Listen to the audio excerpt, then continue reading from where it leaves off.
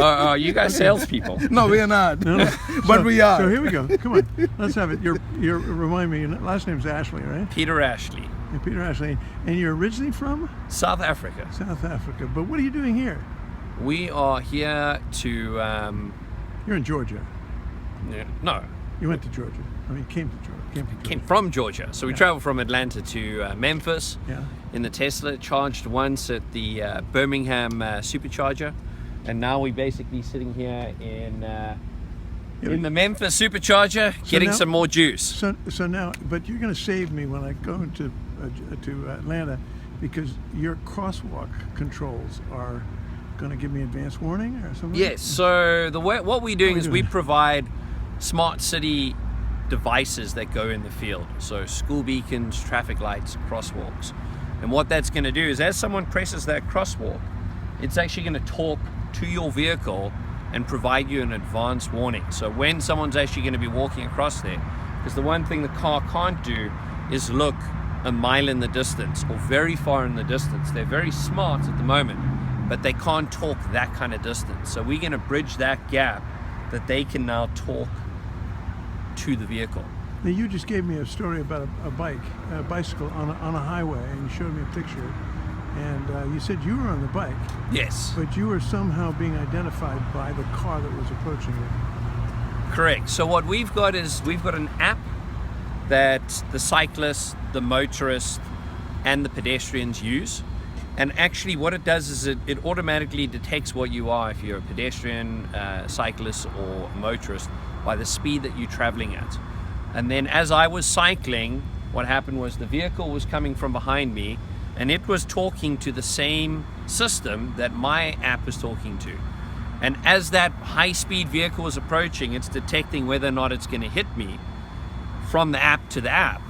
So my phone warned me saying that there was a high-speed vehicle approaching from behind. And within the car, it was also saying that there's a cyclist ahead, so that the car knew that it could slow down and potentially save that cyclist's life. And if you go to YouTube and type in applied information, you'll then go ahead and see that video. And watch the space, because there's a whole bunch more videos coming out. Hey, so tell me, you're driving a Tesla, and the way you explained it was that you had to figure out what it was like to go into what was it, an applied intelligence machine.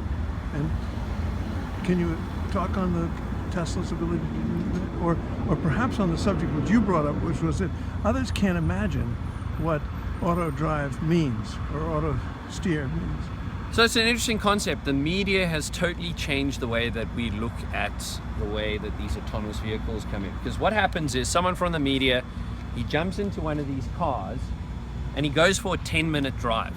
And he takes his hands off the steering wheel and says, look, I'm not driving with my hands. But what we found is it takes about 1,000 miles of driving an autonomous to actually fully grasp the concept of how driving an autonomous is.